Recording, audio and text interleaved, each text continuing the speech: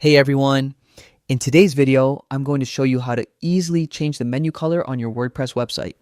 This is a simple process that takes just a few minutes, but it can make a huge difference in how your site looks and feels.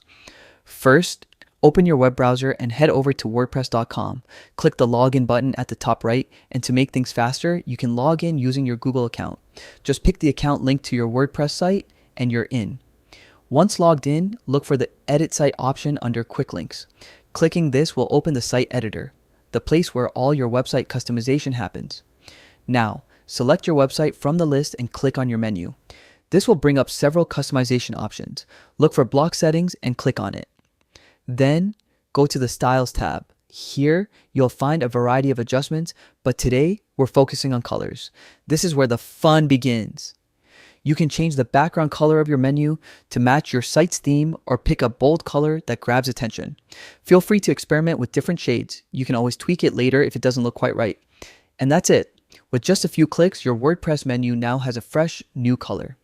This small change can really enhance your website's user experience and give it a personalized touch. If you found this tutorial helpful, don't forget to like this video and subscribe for more tips and tricks to make your WordPress site shine. Thanks for watching and happy customizing.